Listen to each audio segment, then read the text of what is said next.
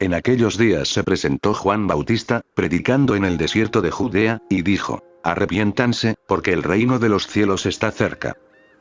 Yo los bautizo con agua para que se arrepientan. Pero el que viene después de mí es más poderoso que yo, y ni siquiera merezco llevarle las sandalias. Él los bautizará en el Espíritu Santo y en el fuego. Un día Jesús fue de Galilea al Jordán para que Juan lo bautizara. Pero Juan trató de disuadirlo, diciendo: Yo soy el que necesita ser bautizado por ti, ¿y tú vienes a mí? Dejémoslo así por ahora, pues nos conviene cumplir con lo que es justo, le contestó Jesús. Entonces le dejó. En cuanto Jesús fue bautizado, salió del agua. En ese momento se abrió el cielo, y vio al Espíritu de Dios bajar como una paloma y posarse sobre él. Y una voz del cielo decía: Este es mi Hijo amado, estoy muy complacido con él. Una vez escuché una historia que sucedió en la época de los caballeros y los castillos. Un joven inglés iba en busca de fortuna, vagando por todo el país. Cansado, se detuvo bajo un árbol cerca de un castillo para descansar. El duque del castillo pasaba por allí. Le preguntó qué estaba esperando y qué buscaba. El joven dijo: Soy arquitecto y estoy buscando empleo. El duque se puso muy contento porque necesitaba un arquitecto. Le dijo: Ven conmigo. Si eres mi arquitecto, todas tus necesidades se verán satisfechas por mi castillo y mis tierras.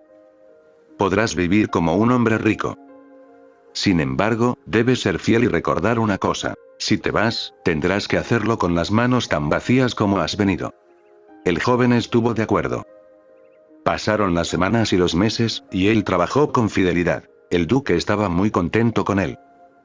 Todas sus necesidades fueron satisfechas, él era atendido y realmente vivía como un hombre rico en el castillo. Y entonces comenzó a sentirse inquieto. Al principio no sabía cuál era la causa de esto, porque en realidad no tenía motivos para inquietarse, pues todas sus necesidades estaban satisfechas.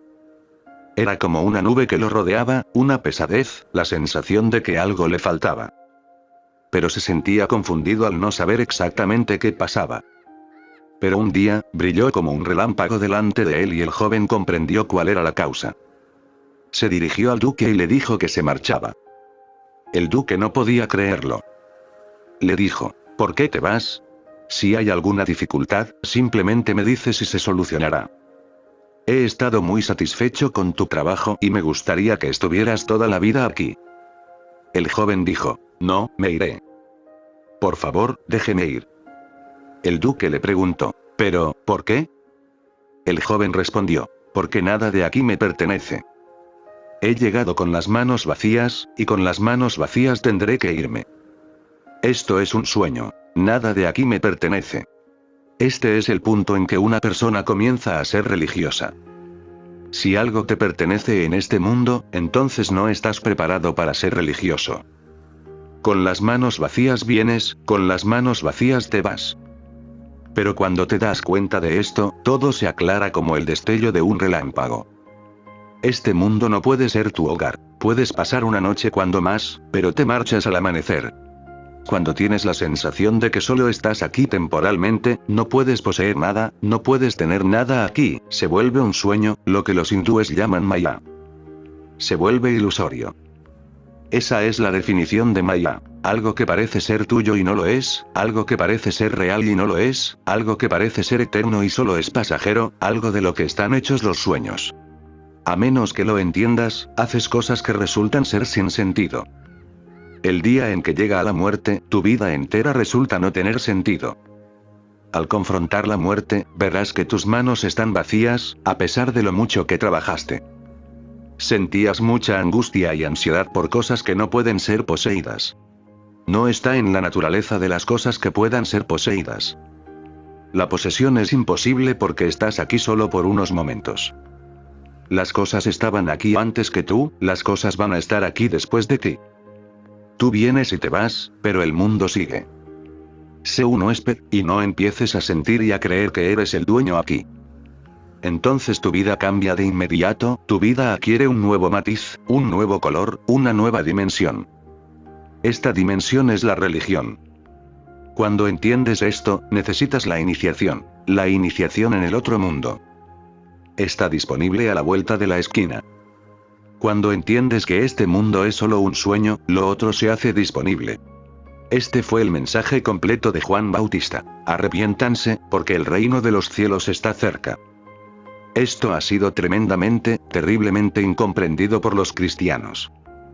El mensaje fue malinterpretado desde el principio. La gente creía que el mundo se iba a terminar y Juan Bautista estaba anunciándolo, predijo el fin del mundo. Porque el reino de los cielos está cerca.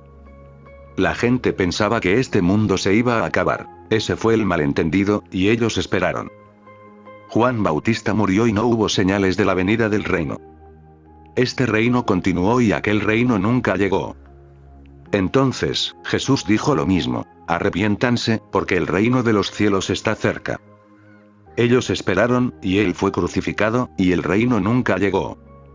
Y los cristianos han estado esperando durante 20 siglos desde entonces. Ahora, han surgido muchas dudas en la mente. Incluso el sacerdote sigue repitiendo estas palabras en el púlpito, pero ya no son significativas. Él mismo sabe que no son significativas. Y continúa diciendo, arrepiéntanse, porque el reino de Dios está cerca, pero él sabe que han pasado 20 siglos, no ha llegado, y el mundo sigue igual. Pero este no es el significado en absoluto. El mundo no se va a acabar, eres tú quien lo hará algún día. Cuando Juan Bautista dijo, arrepiéntanse, porque el reino de cielos está cerca, no quería decir que este mundo se iba a terminar. Simplemente quería decir que tú ibas a terminar y harías contacto con el otro mundo antes de morir. Arrepentirte de todo lo que has hecho para poseer este mundo, arrepentirte de la forma en que has vivido en este sueño como si fuera la realidad, arrepentirte de todo lo que has sido y has estado haciendo y pensando, porque todo eso carece de fundamento. A menos que te arrepientas, no podrás ver que el reino de Dios está justo a la vuelta de la esquina. Tus ojos permanecerán llenos de este mundo y no podrán ver el otro. Para que el otro pueda ser visto, tus ojos tienen que estar completamente limpios de este mundo, del mundo de las cosas, del mundo de la materia, del mundo de la lujuria y de la posesión, del mundo de la avaricia y de la ira, del mundo de los celos, de la envidia, del mundo del odio, del mundo del ego. Tus ojos tienen que estar completamente limpios y lavados para poder ver el reino de Dios. De hecho, este mundo desaparece en el instante en que tus ojos alcanzan la claridad. Así como cuando te despiertas por la mañana y el mundo de los sueños desaparece, otro mundo abre sus puertas. El reino de Dios es la realidad y este mundo es solo una proyección de tu mente. Juan Bautista y, más tarde, Cristo, estaban diciendo que tú ibas a tener un fin, pero es difícil que la mente entienda esto. La mente siempre piensa, puede pensar y creer que todo lo demás se va a acabar, pero yo no. La mente intenta salvarse, defenderse a sí misma. Alguien muere. Ves el cadáver, pero nunca se te ocurre que vas a morir. Le presentas tus condolencias a la familia del difunto. Dices, pobre hombre. Podría haber vivido un poco más. No estaba muy viejo. Su familia era tan dependiente de él. ¿Qué pasará ahora? La esposa llora mucho, y los niños están desesperados, ¿qué pasará? Piensas en el hombre fallecido, piensas en su familia, piensas en el futuro de los niños que han quedado huérfanos. Piensas en la esposa que ha quedado viuda. Pero nunca piensas que esa muerte también es tu muerte. Siempre te escondes, siempre te defiendes. Y en el fondo, todo el mundo piensa que no se va a morir. La muerte siempre le ocurre a los demás. La mente interpreta de tal manera que no ve el panorama general. El mundo sigue. Siempre ha estado ahí y siempre estará ahí. Solo que tú no estarás en él, la muerte te llevará lejos. Con las manos vacías habías llegado y asimismo tendrás que irte. Si esa comprensión penetra en tu ser, entonces el arrepentimiento puede ser posible. Y el arrepentimiento no es más que obtener una visión clara. La palabra arrepentimiento es sumamente importante. No hay otra palabra más importante en la terminología de Jesús, porque el arrepentimiento abrirá la puerta de lo divino. ¿Qué es el arrepentimiento? Te has enfadado y te arrepientes. Lo lamentas. Te has portado mal con alguien, te arrepientes y le pides perdón. ¿El arrepentimiento de Jesús y de Juan Bautista es acaso el mismo? No podrás ir muy lejos, porque tú te has arrepentido muchas veces, pero no has cambiado. ¿Cuántas veces te has arrepentido? ¿Cuántas veces has estado enojado, codicioso, violento, agresivo, y te has arrepentido? Pero tu arrepentimiento no te ha transformado, no te ha acercado al reino de Dios. No ha abierto ninguna puerta nueva, una nueva dimensión. Sigues siendo el mismo. Tu arrepentimiento y el arrepentimiento de Jesús no son los mismos. De hecho, son casi diametralmente opuestos. Así que cualquier cosa que hayas entendido sobre el arrepentimiento es absolutamente falsa. Trata de entender. Cuando te arrepientes, realmente no lo haces. Cuando te arrepientes, realmente intentas reparar tu imagen. No se trata del arrepentimiento, sino de la reparación de la imagen destrozada que tenías de ti mismo. Por ejemplo, te has enfadado y has dicho ciertas cosas. Más tarde, cuando la rabia y la locura han desaparecido, te calmas y miras hacia atrás. Entonces viene el problema. El problema es que siempre has creído que eres muy tranquilo, un hombre amante de la paz y siempre has pensado que nunca te enojas. Pero ahora esa imagen se ha agrietado. Tu ego se hace añicos. Ahora sabes que todo lo que has estado creyendo ha resultado ser falso. Te has enojado, has estado muy molesto, y has dicho y hecho cosas que están en contra de tu ego. Has fracturado tu imagen de ti mismo. Y ahora tienes que repararla. La única forma de repararla es arrepintiéndote. Vas y te arrepientes, y dices cosas buenas. Dices, sucedió a pesar de mí. Nunca quise que fuera así. Estaba furioso, no estaba en mis cabales. La ira se apoderó tanto de mí que estaba casi inconsciente, así que perdóname por lo que te he dicho, nunca lo dije en serio. Lo dije, pero no en serio. ¿Qué estás haciendo? ¿Arrepintiéndote? Simplemente estás reparando. La otra persona se relaja, porque cuando alguien pide ser perdonado, también tiene que reparar su imagen. Si no puede perdonar, entonces no es una buena persona. También estuvo enojada, casi como tú, y planeó vengarse, pero ahora tú has sido perdonado.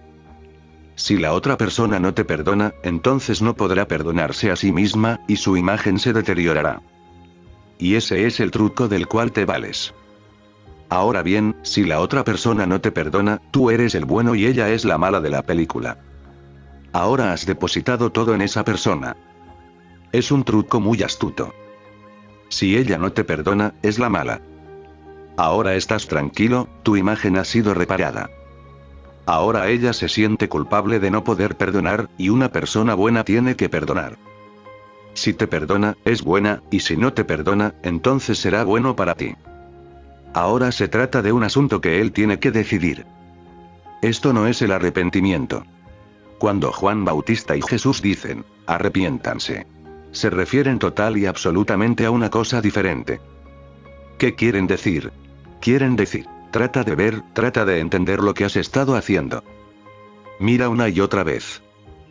Ve a las raíces mismas de tu existencia, de tu ser, de tu comportamiento, y mira lo que has estado haciendo, lo que has estado siendo. No se trata de que tengas que arrepentirte de un acto específico, sino de toda la calidad de tu ser, no de la ira, de la codicia, ni del odio. Tampoco de ninguna enemistad. No se trata de ningún acto en particular, sino de tu propio ser, de la forma y el estilo de tu existencia. No tiene nada que ver con ningún acto fragmentario en particular. Cuando te arrepientes, te lamentas de un acto determinado. Tu arrepentimiento se refiere siempre a ciertos actos, pero el arrepentimiento de Jesús no se refiere a ciertos actos, sino a tu ser.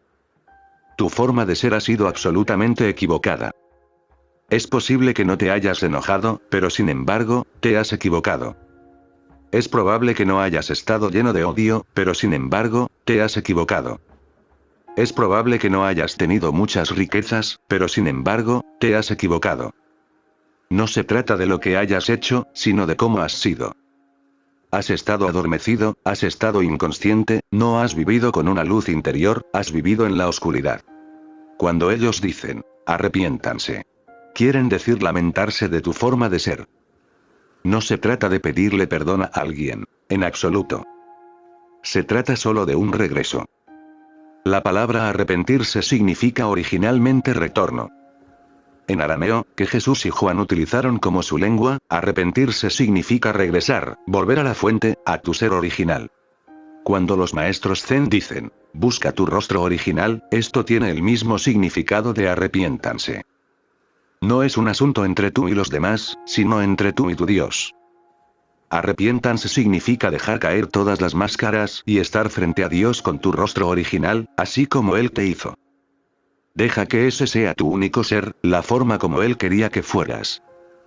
Deja que ese sea tu único ser. Regresa a la fuente original, a tu núcleo más profundo del ser. El arrepentimiento es volver atrás, es uno de los más grandes giros espirituales. Esto es lo que Jesús quiere decir con la conversión. Un hinduista puede llegar a ser un musulmán puede convertirse al cristianismo, un cristiano puede convertirse al hinduismo. Esa no es la conversión, sino un nuevo cambio de máscaras. Cuando un cristiano se vuelve religioso, cuando un hinduista se vuelve religioso, cuando un musulmán se vuelve religioso, entonces esa es la conversión. No pasa de una religión a otra, porque no hay dos religiones en el mundo. No puede haber dos. La religión es una sola. La religiosidad es una cualidad, no tiene nada que ver con las sectas, doctrinas, ni dogmas, con iglesias, templos ni mezquitas. Si estás en una mezquita y te vuelves religioso, ya no serás un musulmán, solo te convertirás en un ser puro que no tiene un adjetivo unido a él. Si estás orando en un templo y este desaparece, ya no eres un hinduista, te has vuelto religioso. Esa es la conversión. Estaba leyendo la vida de un obispo muy famoso. Fue a la iglesia de Santa María en Cambridge para ofrecer un sermón universitario. Había estudiado allí 30 o 40 años atrás, cuando era un hombre joven. Y estaba lleno de recuerdos, los recuerdos de su juventud. Miró a su alrededor y no pudo reconocer a ninguno de sus antiguos compañeros, solo a un sacristán de edad.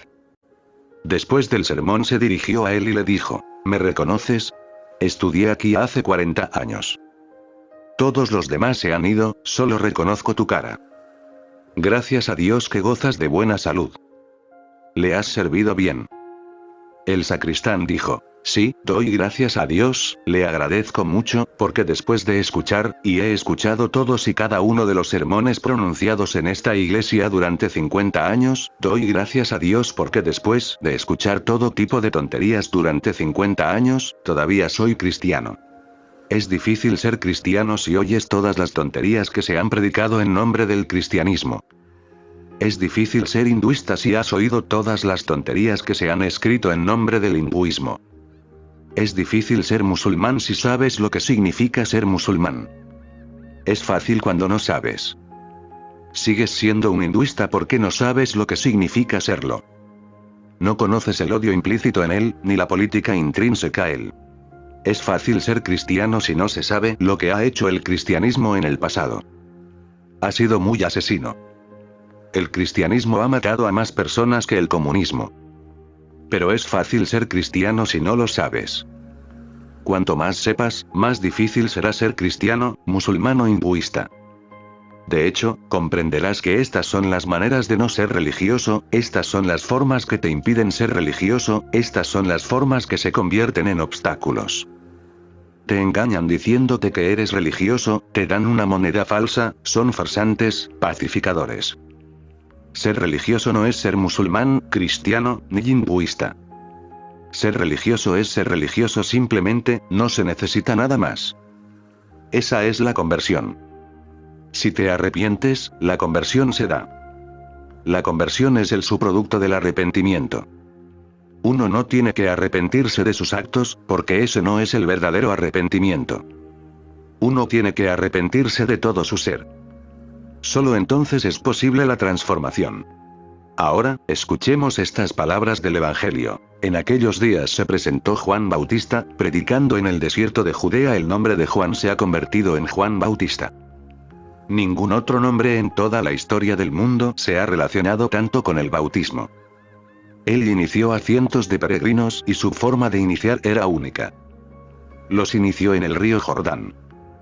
Primero meditaban unos días, unos meses o incluso unos pocos años con él. Cuando estaban preparados, Juan los llevaba al río, vertía agua sobre sus cabezas, y algo pasaba, algo sucedía en lo más oculto de sus seres y ya no eran las mismas personas de antes.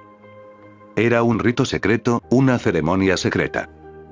Algo era transmitido del maestro al discípulo. El agua era utilizada como un medio. Han existido dos tipos de iniciaciones en el mundo. En una, siempre se ha utilizado el agua, y en la otra se ha usado el fuego. En la India, el fuego se ha utilizado como un medio de iniciación durante muchos siglos. Zaratustra empleó el fuego como un medio de iniciación. Juan Bautista utilizó el agua. Los dos elementos se pueden usar, y ambos tienen que ser entendidos. El agua y el fuego tienen cualidades diferentes y, sin embargo, están profundamente unidos. Son opuestos, pero complementarios. Si le echas agua al fuego, el agua desaparecerá, se evaporará. Si viertes agua sobre un incendio, el fuego desaparecerá. Son opuestos, pero tienen una profunda unidad. El agua fluye hacia abajo, el fuego lo hace hacia arriba. Naturalmente, el agua nunca se dirige hacia arriba y el fuego nunca se dirige hacia abajo. Se mueven en dimensiones distintas, en direcciones diferentes. Si algo tiene que ir hacia abajo en ti, el agua tendrá que utilizarse como un medio, como un vehículo. Si algo tiene que ir hacia arriba en ti, el fuego tendrá que usarse como un medio y un vehículo. Juan Bautista vertía agua, y cuando ésta caía, después de una larga preparación y meditación, todo el ser de la persona se concentraba en el agua que caía y en su frescura, que la refrescaba por dentro. Y a través del agua, el magnetismo de este hombre, Juan Bautista, fluía en ella. El agua es un vehículo sumamente vulnerable. Si un hombre que tenga poderes de curación en sus manos toca el agua, ésta se convierte en una medicina curativa. Y el agua tiene mucha relación con tu cuerpo. El 60% o más de él no es más que agua. Lee bien. El 60% de tu cuerpo es agua. ¿Has visto lo que tu respiración hace por ti? La respiración trae el fuego, es oxidación. Tu cuerpo es agua, tu respiración es fuego. Y tú existes gracias a ellos. Cuando la respiración se detiene, el fuego desaparece, entonces el cuerpo pierde calor y muere. Si el agua se ha ido del cuerpo, el cuerpo se calienta demasiado, entra en fiebre, y pronto morirá. Es necesaria siempre una profunda comunión entre el agua y el fuego, un profundo equilibrio. Comes alimentos. A través de ellos, el fuego del sol llega a tu cuerpo. Respiras. A través de la respiración, el oxígeno llega a tu cuerpo. Bebes agua. El agua está siendo continuamente reemplazada en el cuerpo. Entre el fuego y el agua existes tú. Juan Bautista utilizó agua para llevar algo de arriba al interior. Esa es una forma de iniciación. Hay una forma más elevada, llevar algo de ti hacia arriba. Entonces se convertirá en la iniciación por el fuego. En aquellos días se presentó Juan Bautista, predicando en el desierto de Judea, y dijo: arrepiéntanse, porque el reino de los cielos está cerca. El reino de los cielos está cerca en cada momento. En este mismo instante, el reino de los cielos está cerca. Es urgente arrepentirse. Ese era su significado. No desperdicies un solo instante, porque si lo haces, nunca podrás recobrarlo, ni recuperarlo. Todo el tiempo perdido, perdido está. Podría haber sido una profunda celebración en Dios, pero lo desperdiciaste por nada, por sueños. Arrepiéntanse, porque el reino de los cielos está cerca.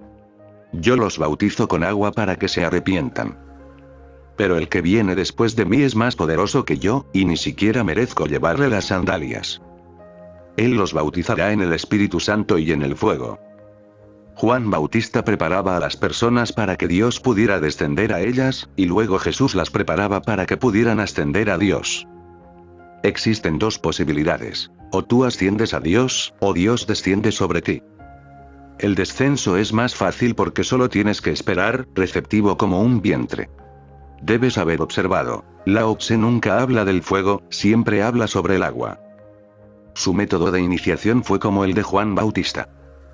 Por eso habla sobre la mente femenina. Uno tiene que ser femenino para recibir. Así como el agua desciende de las nubes, también Dios desciende. Juan Bautista dice: Jesús te bautizará en el fuego. Él te llevará a Dios, Él te ayudará a ir hacia arriba. Eso es difícil, una tarea cuesta arriba, y antes de que alguien pueda ir cuesta arriba, tiene que aprender a ir cuesta abajo. Antes de que uno esté listo para ser bautizado por el fuego, uno tiene que estar listo y ser bautizado por el agua, porque si no puedes ir hacia abajo, no puedes ir hacia arriba. Es muy fácil ir hacia abajo. Simplemente tienes que esperar y recibir, pero aunque fuera difícil, ¿qué decir de ir cuesta arriba? Es muy difícil. Así que deja primero que Dios descienda sobre ti. En el instante en que lo haga, tendrás mucho poder porque ya no serás tú mismo. Entonces será muy fácil subir, y podrás volar y convertirte en fuego. Juan Bautista preparaba a las personas, preparó el terreno para que descendiera la semilla. Cuando arrojas una semilla, esta baja al suelo. Entonces brota y comienza a subir. El primer acto es el bautismo por el agua. Arrojas la semilla al suelo, desciende a las profundidades y descansa allí. La semilla no tiene que hacer nada, solo descansar, y todo lo demás sucede. Entonces se presenta una energía hacia arriba, la semilla comienza a moverse, a brotar, se convierte en un árbol grande en dirección al cielo. El árbol necesita ser regado todos los días para que las raíces puedan adentrarse más y más profundamente en la tierra. También necesita sol y fuego, de modo que las ramas puedan subir cada vez más alto. En las selvas profundas de África, los árboles son muy altos porque las selvas son tan densas que si los árboles no suben mucho, no llegarán al fuego. Tienen que elevarse más y más alto para que puedan abrir su ser al sol y puedan recibir el fuego. Un árbol morirá si solo le echas agua, y si solo le das fuego, también morirá. El árbol no puede existir solo con agua, no puede existir en un desierto solamente con fuego. Necesita una profunda combinación. Así que en un comienzo se necesita un bautismo con agua, que es la primera iniciación. Luego, es necesario un bautismo con fuego, que es la segunda iniciación. Y cuando se logra un equilibrio entre los dos, llega a la trascendencia. Cuando el equilibrio es alcanzado en su totalidad y no es demasiado, ni poco, apenas la proporción justa, aparece súbitamente la trascendencia. Hay trascendencia en el equilibrio. Yo los bautizo con agua para que se arrepientan. Pero el que viene después de mí es más poderoso que yo, y ni siquiera merezco llevarle las sandalias. Él los bautizará en el Espíritu Santo y en el fuego. El Espíritu Santo es solo un símbolo de equilibrio. En el cristianismo, el concepto de la tríada se manifiesta como la Trinidad. Dios es el Padre, Cristo es el Hijo, pero ellos son dos polos, Padre e Hijo.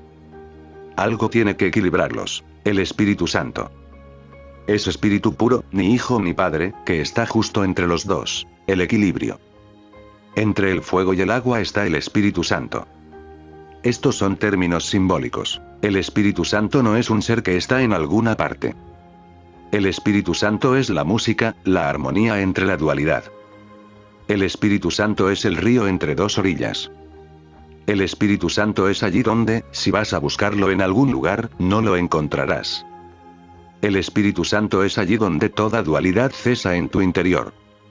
El amor-odio cesa en tu interior, y entonces surge un equilibrio súbito. No sabes si es amor, o si es odio. No es ni lo uno ni lo otro. Es algo absolutamente desconocido, el Espíritu Santo se ha manifestado. Un día Jesús fue de Galilea al Jordán para que Juan lo bautizara. Debe haber sido uno de los raros momentos en la historia de la conciencia humana. El maestro iba a ser iniciado por el discípulo. Pero Juan trató de disuadirlo, diciendo: «Yo soy el que necesita ser bautizado por ti, ¿y tú vienes a mí?». Un par de cosas antes de que podamos entender esto. Hasta ahora, Jesús había llevado una vida muy normal. Era hijo de José, un carpintero, y ayudaba a su padre en el taller, haciendo lo que se necesitaba. Nadie sabía nada de él. Ni siquiera su familia estaba al tanto de lo que era. Un manto lo envolvía, una nube que tuvo que ser despejada. Estaba esperando el momento adecuado. Cuando Juan terminó su labor y preparó el terreno, Jesús pudo ir hacia él. Luego se quitaría el manto y la nube desaparecería. Él necesitaba establecer una relación con Juan, porque era la única manera de relacionarse con los discípulos de Juan. De lo contrario, no habría ningún vínculo. Juan lo reconoció de inmediato. este es el hombre que he estado esperando, este es el hombre para el que he estado trabajando. Él ha venido. Juan trató de disuadirlo, diciendo, yo soy el que necesita ser bautizado por ti, ¿y tú vienes a mí? Esto parece absurdo. Jesús está en un plano superior, en el plano del fuego. Juan está en un plano inferior, en el plano del agua. Juan no es todavía un alma completamente realizada. Ha alcanzado su primer Satori. De lo contrario, no habría podido trabajar para Jesús. Ha visto el primer destello. De lo contrario, no habría podido reconocer a Jesús. Pero todavía no ha alcanzado la iluminación absoluta, todavía no es un Cristo. Yo soy el que necesita ser bautizado por ti, ¿y tú vienes a mí? Preguntó Juan Bautista. Entonces Jesús contestó, dejémoslo así por ahora, pues nos conviene cumplir con lo que es justo. Que así sea, porque está dicho en las Escrituras, Jesús vivió y murió siendo judío, nunca fue un cristiano, y se esforzó mucho en ser parte de la sociedad judía. Esas fueron las formas en que lo intentó. Estaba indicado en las antiguas Escrituras que el Mesías que habría de venir sería bautizado por un hombre llamado Juan, que también bautizaría a la gente cerca del río Jordán. Era una vieja profecía. Jesús dijo, que así sea, porque está dicho en las Escrituras. Intentó por todos los medios ser parte de la tradición para que la revolución interior que intentaba hacer no se perdiera en el desierto de la política. Y sin embargo, así sucedió. Se perdió en el desierto de la política, porque hacer esa revolución interior es pedirle casi lo imposible a la mente humana. La mente humana se aferra a lo antiguo. Por eso Jesús dice, que así sea. Por favor, bautízame para que no parezca un intruso y un extraño, y pueda ser parte de la tradición y trabajar desde adentro hacia afuera, y crear una gran revolución desde adentro. Pero no sería así. Jesús lo intentó, pero era imposible. Buda lo intentó, pero era imposible. Buda fue hinduista toda su vida, solo quería crear una revolución en la mentalidad hinduista desde adentro, pero en el momento en que empezó a decir sus cosas, la mentalidad antigua entró en estado de alerta. Una vez escuché en una historia, había una iglesia muy antigua, muy vieja pero muy hermosa, santificada por la tradición, pero estaba casi en ruinas y en peligro de caerse cualquier día. Los fieles habían dejado de asistir, pues podía caerse en cualquier momento. Ni siquiera los custodios de la iglesia se reunían en ella, lo hacían en otro lugar para decidir los asuntos de la iglesia. Pero ellos se mostraron renuentes a destruirla. Buscaron a grandes arquitectos, pero todos sugirieron que el edificio era demasiado peligroso, que era imposible repararlo, que debía ser destruido y construir una nueva iglesia. Pero ellos no querían destruirla, ya que era muy antigua. Tenía una larga tradición y se había convertido en una parte de sus seres. Destruirla sería como destruirse a sí mismos. En contra de su voluntad, convocaron a una reunión de los miembros del consejo y se aprobaron 3 resoluciones. Son hermosas. La primera resolución, que la antigua iglesia tenía que ser destruida y una nueva debía construirse, fue aprobada por unanimidad. La segunda resolución, que hasta que la nueva iglesia no estuviera terminada, seguirían celebrando los rituales en la vieja iglesia, fue aprobada por unanimidad. Y la tercera resolución, que la nueva iglesia tenía que ser construida exactamente en el mismo lugar donde estaba la antigua y con las piedras de la vieja iglesia. También fue aprobada por unanimidad. Así es como funciona la mente tradicional. Se aferra una y otra vez, aunque sea contradictoria. Evita ver la contradicción. Evita ver la muerte que ya se ha hecho presente. Evita ver que el cuerpo ya no está vivo, el cadáver maloliente, el deterioro. Jesús procuró identificarse con la antigua mentalidad. Él le dice a Juan, bautízame. Que así sea. Dejémoslo así por ahora, pues nos conviene cumplir con lo que es justo. Juan entendió su punto de vista. De otra manera, Jesús habría sido un intruso desde el principio y todo sería casi imposible. Y aunque las cosas fueran imposibles, nadie puede decir que Jesús no lo intentó, nadie puede decir que Buda no lo intentó. Ellos hicieron todo lo que estuvo a su alcance para convertirse en un flujo continuo con lo antiguo, con lo viejo, con lo tradicional. Ellos querían una revolución no en contra de la tradición, sino en la revolución. Pero nunca sucedió. La mente antigua es realmente muy obstinada y terca. En cuanto Jesús fue bautizado, salió del agua. En ese momento se abrió el cielo, y vio al Espíritu de Dios bajar como una paloma y posarse sobre él. Y una voz del cielo decía: «Este es mi Hijo amado. Estoy muy complacido con él». Jesús salió del río, inmediatamente después de ser bautizado por Juan, y tuvo una visión en la orilla. Esta visión no era un sueño, porque Juan también fue testigo de ella, así como algunos discípulos que estaban presentes. Se trataba de una realidad objetiva. Todo el mundo vio algo que descendía como paloma, muy tranquila y pura, un ave blanca descendiendo del cielo e iluminando a Jesús como si el cielo se hubiese abierto. Esto sucedió así. Cuando tú te abres al cielo, el cielo se abre para ti. De hecho, el cielo siempre ha estado abierto para ti, solo que tú no has estado abierto. Hasta ahora, Jesús había vivido una vida cerrada. Era algo bueno, él lo necesitaba. De lo contrario, habría estado en peligro desde el comienzo mismo. Los cristianos no tienen historias sobre la juventud de Jesús. Debe haber vivido en el anonimato absoluto. Nadie sabía de él, era un hombre común y corriente como cualquier otro joven. Su ministerio duró solo 3 años. Tenía 30 años cuando Juan lo bautizó, y fue crucificado cuando tenía 33. La mentalidad antigua, vieja y tradicional no podía tolerarlo por más de 3 años, y en ese lapso fue crucificado. Esa es la razón por la que fue absolutamente desconocido, un hombre común, entre otros mortales comunes y corrientes, sin revelar su identidad. Inmediatamente después de ser bautizado reveló por primera vez quién era realmente. Juan fue un testigo, así como algunos discípulos que estaban en la orilla. Pero la cualidad de ser de Juan y de Jesús era muy diferente. Juan era un profeta apasionado y Jesús era un mensajero de la paz. Poco después, Juan fue arrestado y encarcelado, y Jesús comenzó a predicar. Juan recibió noticias que no podía creer, porque este hombre estaba diciendo algo más, algo que nunca había querido decir. Las diferencias llegaron a ser tan grandes que incluso Juan, que había iniciado a Jesús y que había visto con sus propios ojos la apertura de los cielos y el descenso de la paloma, comenzó a sospechar. En los últimos días de su vida, antes de ser decapitado, le envió una pequeña nota a Jesús, preguntándole: ¿realmente eras tú a quien estábamos esperando? Comenzó a sospechar, porque este hombre decía algo más, otra cosa completamente distinta. Sean humildes, decía, bienaventurados los humildes, porque ellos heredarán la tierra. Juan no era un hombre humilde, realmente era muy orgulloso, un hombre muy fuerte, que creía que podría traer la revolución a todo el mundo, casi loco con su fuerza, mientras que Jesús decía: bienaventurados los humildes, y Juan debió pensar: ¿qué tonterías está diciendo este hombre? Jesús dijo: si alguien te golpea en una mejilla, ofrécele la otra también, algo muy diferente a lo pregonado por Juan.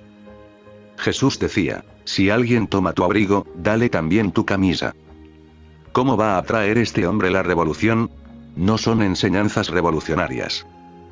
Estas son las únicas enseñanzas revolucionarias. Pero Juan no podía entenderlas, pues tenía su propia idea de la revolución. Él podría haber entendido a Lenin, a Trotsky, a Marx, pero no podía entender a Jesús, a su propio discípulo. El problema era un tipo de revolución completamente diferente. Una revolución, que ocurre gracias a la violencia y la agresión, es social de una manera forzada. Otra revolución, que no sucede por la fuerza, ni siquiera por la disciplina, sino que se da por la espontaneidad, por la comprensión, es del corazón. Jesús estaba trayendo un tipo de revolución totalmente nueva para el mundo. Nadie había hablado de esa revolución. Por eso dicen que Jesús es el punto de inflexión en la historia de la conciencia humana, incluso más que Buda, porque han existido muchos otros como Buda, que han hablado en el mismo sentido, así que Buda no era nuevo. Él pudo haber sido el final de una larga procesión de Budas, pero no fue el primero. Jesús trajo algo totalmente nuevo a la tierra, era el comienzo de una nueva línea, de una nueva búsqueda, de una nueva información. Juan no podía entender. Si Lao Tse hubiera estado allí, habría comprendido, pero Juan no. Él era un hombre completamente diferente. En sus últimos días le preocupaba mucho que algo hubiera salido mal. ¿Este discípulo me ha traicionado a mí, o qué? Le escribió una nota: ¿eres tú a quien estábamos esperando, o acaso algo ha salido mal? cuando tienes una cierta idea de una cosa determinada, se convierte en un obstáculo para la comprensión. ¿Qué decir de los demás? Ni siquiera Juan pudo entender perfectamente a Jesús. Una vez escuché una historia. Había un comerciante muy rico que solía viajar por todo el mundo para comprar seda, especias y perfumes. Era uno de los mejores comerciantes en esos tres campos. Sabía dónde conseguirlos a un precio bajo, cuáles eran los mejores mercados del mundo, y dónde venderlos con la mayor ganancia. Y él se había beneficiado mucho. Saber más y más sobre perfumes y especias era su único interés. Un día, mientras pasaba por una ciudad, alguien le dijo: «Aquí vive un hombre muy sabio. Puedes preguntarle lo que quieras, que su respuesta siempre será útil». El comerciante pensó: tal vez sepa algo sobre sedas, especias y perfumes. Quizá me muestre algún mercado donde pueda conseguir productos más baratos. Se dirigió al hombre sabio. Pero antes de preguntarle algo, este le dijo: «Sí, lo sé. Ve al norte, al Himalaya», y le dijo el nombre de un nevado. «Ve a la cima y permanece 3 días allí. En esos 3 días verás algo que nunca has visto antes». Luego, regresa. El hombre se apresuró a hacerlo. Tenía el caballo más veloz del país. Cabalgó por las montañas y encontró la cumbre. Permaneció 3 días allí, ayunando y orando, mirando a su alrededor y soñando con sedas, perfumes y especias. Esperaba que alguna puerta desconocida se abriera y él se convirtiera en el amo de toda la seda que había en el mundo, de todas las especias, de todos los perfumes. La clave le iba a ser entregada en esos 3 días. Esperó y esperó, fantaseando y soñando. Ni siquiera pudo ver el hermoso valle que había alrededor o el hermoso río, que pasaba en silencio sin hacer el menor ruido. No podía oír el canto de los pájaros en la mañana, no podía ver el hermoso atardecer. No podía ver nada porque estaba tan lleno de sueños y estaba muy tenso, en espera de algo. 3 días pasaron y nada sucedió.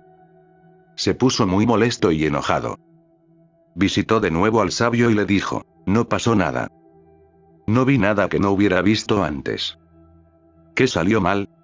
El sabio se echó a reír y le dijo: «Es tu idea de la riqueza. No vayas de nuevo, nunca lo encontrarás, porque a lo largo de la orilla del río había muchos diamantes. No eran piedras, eran diamantes. Pero no los viste». Entonces el hombre recordó, como si hubiera visto algo a través de su sueño, algo tenue, vago, nublado. Lo cierto era que había visto algo. Sí, había visto muchas piedras que brillaban bajo el sol matinal. Pero él tenía su propia idea de la riqueza, y eso era demasiado.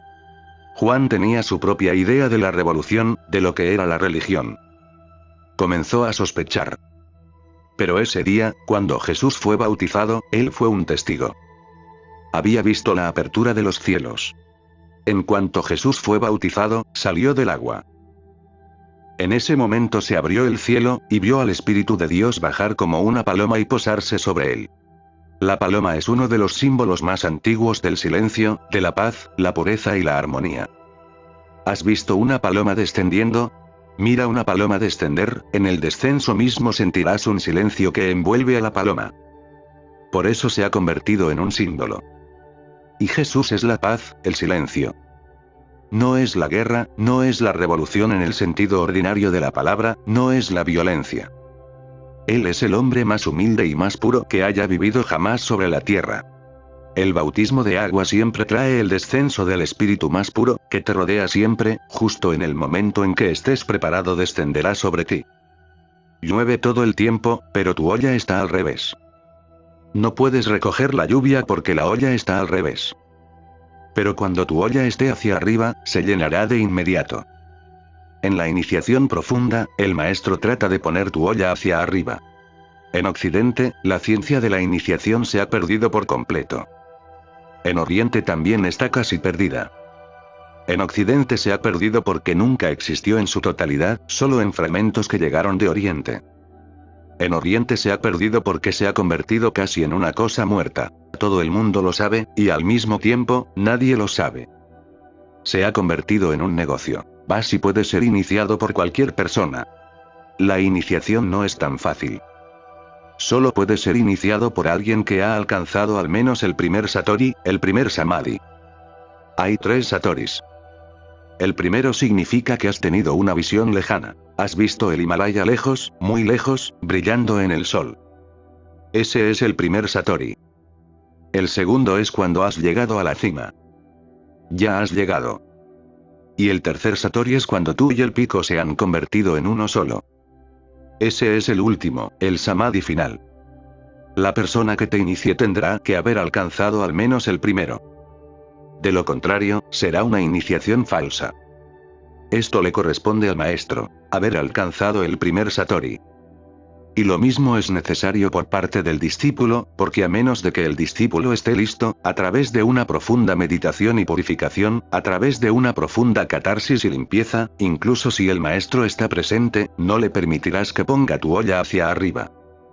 Te resistirás, no te rendirás, no tendrás una actitud de renuncia. El discípulo debe tener una profunda confianza. Solo entonces puede el maestro hacer algo en el ser interior del discípulo. Es un gran cambio, una conversión. Eso es lo que se necesita por parte del discípulo. Solo entonces es posible la iniciación. Acabo de leer una historia sobre un peregrino que fue a ver a Bayazid, un gran maestro. El peregrino le dijo: «Permíteme ser parte de tu familia». Bayazid respondió: «Pero hay requisitos que debes cumplir. Si realmente quieres ser un discípulo, tendrás que hacer muchas tareas». «¿Cuáles son los deberes?», le preguntó el peregrino.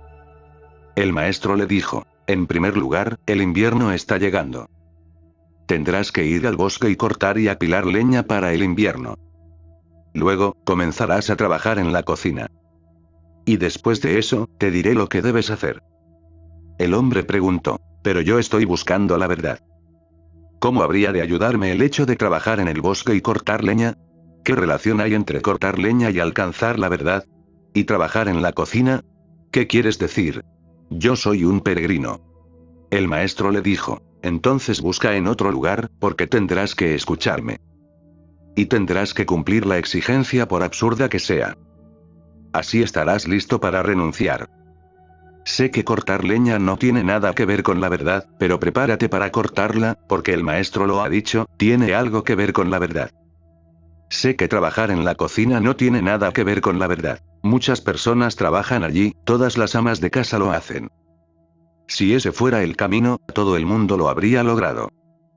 No tiene nada que ver con la verdad, pero cuando yo digo que tienes que hacerlo con un amor y una confianza profundas.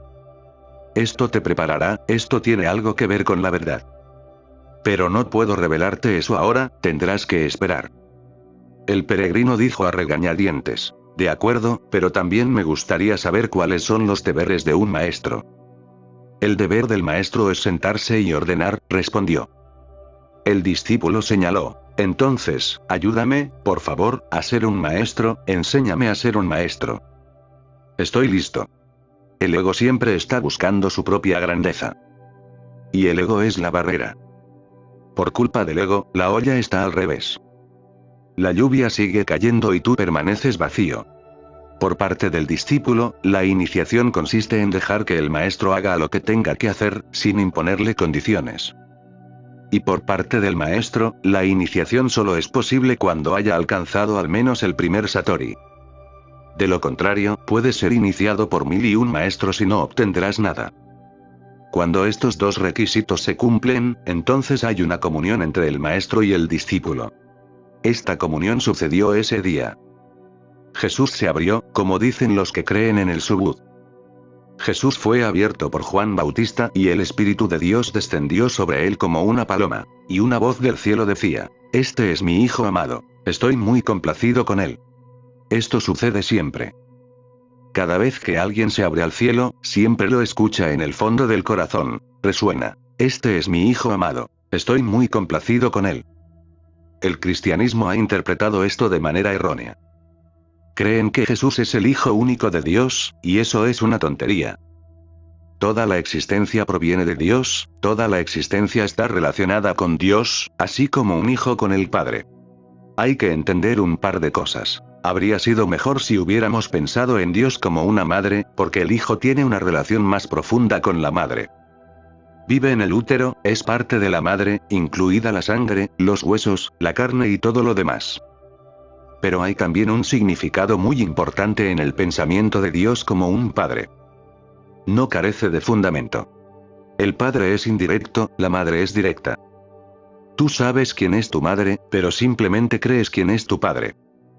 Una madre sabe exactamente que tú eres su hijo, pero el padre simplemente lo cree.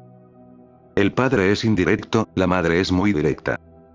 Y Dios no es completamente directo, es muy indirecto. Él te engendró, y eso significa que estás relacionado con Él, pero la relación está basada en una confianza, en una creencia, en una fe profunda. Solo conocerás a tu padre cuando confíes en Él. La madre es más un hecho científico y empírico. El padre es más un hecho poético, no tan empírico. La madre está muy cerca, de hecho, demasiado cerca, pero el padre está muy lejos, en algún lugar en el cielo. Sentir a la madre es instintivo, pero hay que aprender a sentir al padre. La madre ya está ahí, pero Dios tiene que ser descubierto.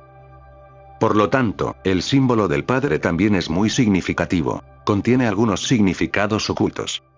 Pero siempre que a alguien le sucede que el corazón se abre y la paloma desciende, siempre escuchará esto: este es mi hijo amado, esto es muy complacido con él. ¿Por qué Dios está complacido? Porque tú has regresado a casa. Te habías extraviado, hiciste todo tipo de cosas irrelevantes para tu ser. Pero te has arrepentido y has regresado a casa. Toda la existencia se complace cada vez que alguien se convierte en un Cristo o en un Buda, toda la existencia celebra, ya que si una sola persona se convierte en un Buda o en un Cristo, toda la existencia se vuelve más consciente y alerta de algún modo. Ciertamente, el mundo era diferente antes de Jesús que después de él. Los árboles son más alertas después de Jesús y las rocas están más vivas después de Jesús, porque su conciencia, la consecución de su conciencia, se ha extendido por toda la existencia. Tiene que ser así. Las flores germinan más. Es probable que no sean conscientes, pero la calidad misma de todo ha cambiado. Si una sola gota de conciencia alcanza a Dios, el océano no podrá ser el mismo. Esa única gota ha elevado el ser al todo, y la calidad es diferente. No podrías concebirte a ti mismo si no hubieran existido un Buda y un Cristo, un Krishna. Basta con retirar 12 nombres de la historia y toda ella desaparecerá. Y entonces la humanidad no estará ahí. De hecho, la existencia tal como la conoces ya no estará ahí. Estarás mucho más dormido e inconsciente, te habrás extraviado mucho más. Serás mucho más violento y agresivo. El rayo de amor que late en tu corazón no estará ahí, la gracia que a veces aflora a tus ojos no estará ahí. Tus ojos serán más como los de los animales, feroces y violentos. Pero cuando ha existido un Jesús, sus ojos se vuelven parte de tus ojos. Una parte muy pequeña, pero a veces sucede que esa parte se extiende por todos los ojos y vemos la existencia de un modo totalmente diferente. El mundo sigue siendo el mismo, pero tus ojos han cambiado, y todo cambia con ellos. Una parte muy pequeña de tu corazón se ha convertido en Buda con Buda, en Cristo con Cristo, en Krishna con Krishna. Sé que es una parte muy pequeña, pero ella te ofrece la posibilidad de crecer. Mira la parte que han aportado Cristo o Buda a lo más profundo de tu interior. Protégela, ayúdala a crecer, sacrifica todo lo que tienes para que crezca, y estarás en la senda correcta. Deja que triunfe esa parte, deja que alcance la victoria, deja que el Galileo que hay en ti salga triunfante, e inmediatamente, donde quiera que esa parte alcance la victoria, tú también escucharás. Y hubo una voz del cielo que decía: este es mi hijo amado, estoy muy complacido con él. Es todo por hoy.